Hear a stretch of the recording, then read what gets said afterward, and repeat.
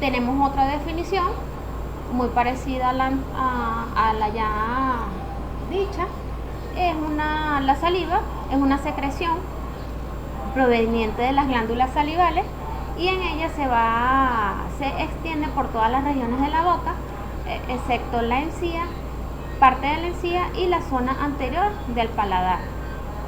La saliva se mezcla con fluidos claviculares, microorganismos y células de la mucosa oral. Las glándulas salivales mayores van a estar representadas por 3 glándulas pares. Entre ellas tenemos las glándulas sublinguales. Ellas se van a estar ubicadas en lo que es el tejido conectivo de la cavidad oral, como están las glándulas sublinguales y las glándulas submandibulares. También están las glándulas parótidas y las glándulas submaxilar, que están ubicadas por fuera de lo que es la parte de la cavidad oral. Su estructura de las glándulas salivales, ellas están conformadas por unos acinos y unos aderómenos, que son agrupaciones de las células secretoras de aspecto piramidal. Tiene un aspecto piramidal, aunque su forma es muy variable. Eso va a depender del tipo de glándula. Ellas pueden encontrarse en globulares alargados, ¿sí? O esféricos.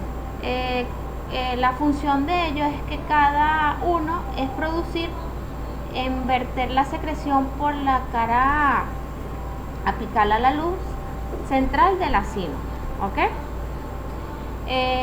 A partir de cada acino, ella se va a originar mediante un conducto cuya pared está formada por células epiteliales de revestimientos y por dentro una lámina basal que se va a localizar otro tipo de células. Estas células son las mioepiteliales, cuya función principal es contraerse y facilitar la expulsión de la secreción de ellas. Tenemos como características que la saliva es una composición y un pH de la saliva va a depender o va a variar de acuerdo a la función a un estímulo, como por ejemplo el olor o la visión de comida. El pH salival normal oscilan entre 6.5 a 7.4 de pH y en ellas van a haber 2 proteínas muy importantes de la saliva, como son la amilasa y la mucina. La amilasa es producida predominantemente por las glándulas parótidas y la mucina por las glándulas sublinguales y submandibulares. Otra característica es que la mucina es la responsable de la viscosidad de la saliva. También otra de estas características es que estas proteínas son muramidasa o lisosomas, que ellas van a atacar los ácidos murámicos de algunas bacterias, como es la lipasa lingual, que ella es una enzima súper importante, lo que es la parte de la digestión de la leche, y la lactoferrina, que es una proteína ligada al hierro. También otro factor puede estar predominantemente el factor de crecimiento epidérmico, que es la estimulación de las células de la mucosa gástrica, las inmunoglobulinas y las sustancias del sistema sanguíneo.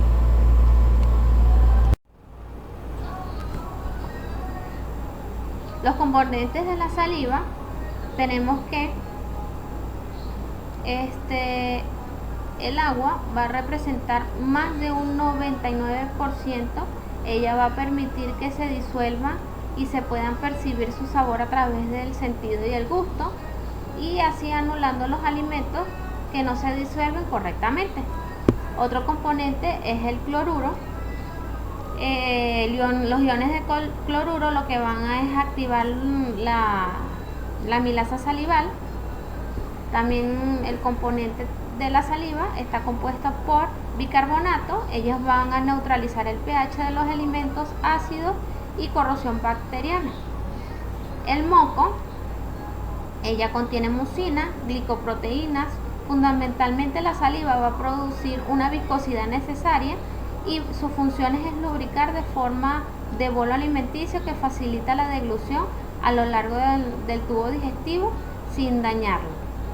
También están los lisozima, es una sustancia antimicrobiana. Ella lo que va a hacer es disminuye las bacterias contenidas en los alimentos y ellas se van a proteger en las partes de los dientes mediante las caries y de otras infecciones. Tenemos la lisosoma, que es una sustancia antimicrobiana que se destruyen las bacterias contenidas en los alimentos y ella lo que va a realizar es una protección de dientes en los dientes para evitar que haya formación de caries o otras infecciones a nivel de la mucosa. Las enzimas, ella es la amilasa salival. Ella lo que va a hacer es va a hidrolizar el almidón parcialmente de la boca, comenzando así una digestión de los hidratos de carbono. Y también está la lipasa lingual, que contiene e inicia la digestión de las grasas. La estaterina, que es un extremo de amino terminal, es un ácido que inhibe la precipitación de los fosfatos de cálcico al unir los cristales de hidroxiapatita. Ella también, su función es es antimicrobiana y antifúngica. Y el calcio, ella está saturada y su función es evitar que los dientes permitan la ayuda, evita que los dientes lo pierdan y le ayuda a digerir alimentos. Y el tiosinato, que ella va también a ver una protección en los dientes mediante procesos bacterianos.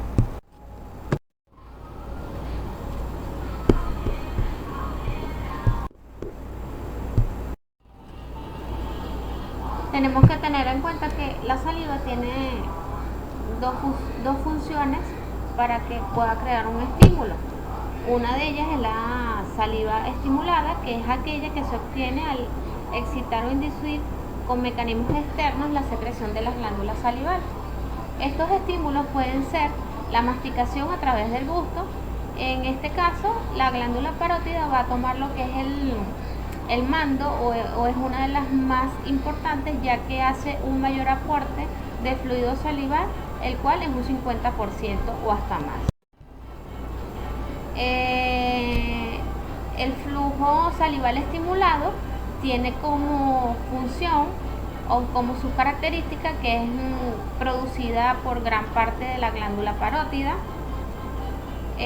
Tiene una alta alcalinidad, es menos hipotónica, mayor cantidad de sodio, menor cantidad de potasio, mayor cantidad de cloro y mayor cantidad de bicarbonato. La saliva no estimulada, ella puede clasificarse de acuerdo a la forma de obtenerla, tanto estimulada y en reposo, o basal o no estimulada. La saliva basal no estimulada es aquella que se va a obtener cuando el individuo está despierto y en reposo, siendo una mínima estimulación glandular o una ausencia de estímulos exógenos. Su característica de una saliva no estimulada es que está producida por gran parte de las glándulas submandibulares y sublinguales. Su alcalinidad es poca,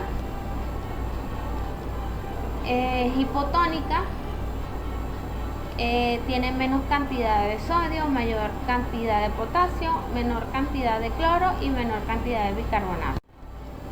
La importancia y relevancia en cada sistema amortiguadores fisiológicos de la saliva es que tiene como una lubricación. Porque son importantes los diagnósticos salivales. Ellos van a diagnosticar lo que es el campo emergente y avanzado varias veces en esta última década.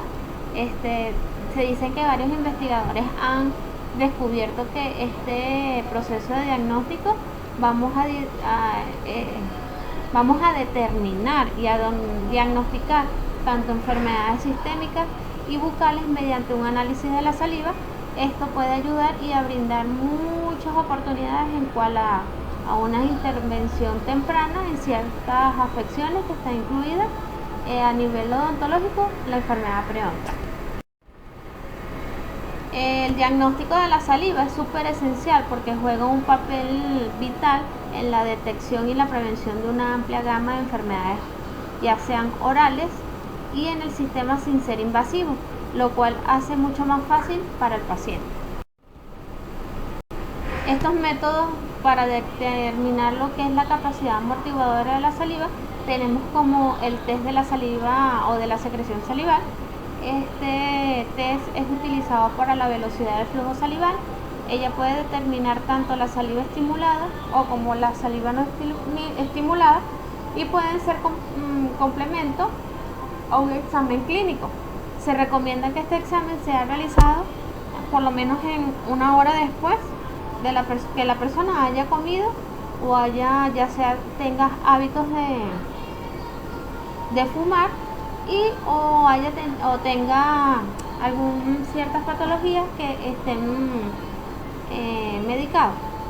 Es importante también que el paciente esté súper relajado, esté muy calmado, ya que si la persona tiene alguna enfermedad se debe considerar, ya que afectará la velocidad, lo que es el flujo salival y la condición temporal o a largo plazo. La determinación del flujo salival estimulado se dice que se coloca en la boca del paciente una cápsula de parafina para estimular así la producción de la saliva. También se puede colocar una cápsula de parafina en la boca hasta que se ponga blanda, unos 30 segundos, y se le va a indicar al paciente que trague la saliva y ese se produjo durante este tiempo. Posteriormente, se manda al paciente a masticar la parafina y durante este periodo de 5 minutos, luego se va a expulsar la saliva acumulada durante este tiempo en un recipiente caliente. Para determinación de este flujo salival, se dice que hay una participación en la formación de una película adquirida por las presencias de proteínas ricas en prolina. Esta tiene una capa de saliva sobre los dientes y la mucosa puede crear unas superficies cargadas e influenciar la unión microbiana, además de crear una capa, va a lubricar y va a proteger contra los excesos de la humedad, la penetración de los ácidos y la débil barrera a la salida de los minerales. También tiene una participación antimicrobiana, ya que el tener presente numerosos sistemas antimicrobianos van a ayudar a controlar la flora bacteriana y en ello cuya función es participar en la agregación bacteriana y va a haber una producción en su adhesión a los tejidos duros y blandos de la cavidad bucal. Test para la saliva estimulada. Se dice que podemos utilizar varios materiales, pueden ser ya sea un trozo de chicle sin azúcar, ya que si con azúcar va a influir mucho lo que es la parte del resultado que uno quiere arrojar. Y así hacer la estimulación con el trozo de chicle y va a hacer que va a haber una gran afluencia de saliva por esta masticación. Se va a colocar un tubo de ensayo de 5 ml aproximadamente en la boca con una tapa ancha y un cronómetro o un timer para así medir lo que es el flujo salival y una balanza para ver cuántos ml se van a requerir. ¿Cómo lo vamos a medir? El paciente va a morder el trozo de chicle hasta que quede blando. La primera colección de saliva debe ser tragada o eliminada, no botar el chicle, ya que se prende el cronómetro y va a haber una masticación por aproximadamente unos 5 minutos. Esta tiene una velocidad de flujo de unos 3 minutos y pueden ser suficientes. Se dice que la saliva en ciertos periodos de tiempo es recolectada en un tubo de ensayo y ahí se va a determinar el tiempo de masticación. Se va a tapar ese tubo antes y después para determinar la recolección de la saliva. Podemos hacer ciertos cálculos para así realizar un test de saliva estimulada y se va a hacer un cálculo a velocidad del flujo salival y se puede aplicar en las siguientes fórmulas: un peso de tubo de saliva, que es un P2, y un peso de tubo vacío entre el tiempo de la recolección. Esto se va a ver un peso especificado, se van a realizar una expresión de los resultados. Estos resultados pueden dar que la medición del pH se va a realizar en la saliva recolectada del tubo experimentado anterior, lo cual es vital ya que este tubo está siempre tapado. También los materiales que podemos utilizar es un tubo de ensayo con saliva, un pH primer y un buffer de pH A4 o A7. ¿Cómo se puede medir esto? Se deja el tubo de ensayo con la saliva en reposo por 5 minutos. Ella va así que va a permitir que sea posible, que esto es posible, que se van a descartar estos residuos. Una vez que esto se calibre, el pH a 4 y a 7 se va a medir directamente en el tubo de ensayo, y en esto asegurándose que los electrodos queden en la saliva sin residuos. Se van a anotar los resultados y se puede hacer que se repita la medición y se va a expresar las unidades de pH en saliva.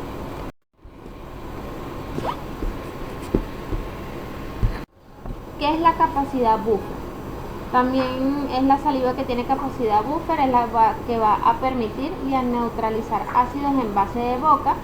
Esta está capacitada y basada por varios sistemas reguladores, tales como los sistemas de tapón de fosfato y los sistemas de ácido carbónico o bicarbonato en la saliva no estimulada. Ya la concentración de los fosfatos inorgánicos es mayor que la concentración del sistema de ácidos carbónicos o bicarbonato. Este sistema de ácido carbónico hace que es súper importante para el buffer en saliva estimulada debido a su gran concentración. Los métodos de Erinson es un método estándar clásico. Ella se va a determinar la capacidad de buffer en saliva, y los materiales que se puedan utilizar es para la saliva estimulada. Se pueden utilizar 2-octanol, un tubo de ensayo, un botter, un cronómetro y un pH para pH meter. Ella lo que va a hacer es medir la saliva experimentada anteriormente. Ella va a tomar 1 ml de saliva y se va a agregar 1 ml. Se agrega una gota de 1 o 2 de etanol para así evitar la formación de la espuma. Se va a agitar unos 20 minutos y se va a remover. Y ella lo que va a permitir es se dan los resultados, se va a permitir que este procedimiento sea equilibrado y se va a expresar el promedio expresado en el pH. El método de titulación es una modificación al método anterior. Ella va a hacer que se va a utilizar en la saliva estimulada. Se va a colocar 2 de etanol. Se va a colocar también un anaranjado de metilo, agua estilizada y un vaso precipitado matraz y una bureta. ¿Cómo ella se va a medir? Ella se utiliza la saliva experimentada anterior. Se va a hacer la toma de la saliva en un vaso agregado. Ella va también a colocarse 1 o 2 gotas de octanol en agua, 2 gotas de indicador de color anaranjado. Se va a titular desde la bureta hasta la coloración rosada, y se va a medir lo que es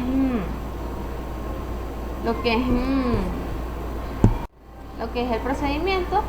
Se repite el procedimiento y se promedian los resultados para así dar la interpretación del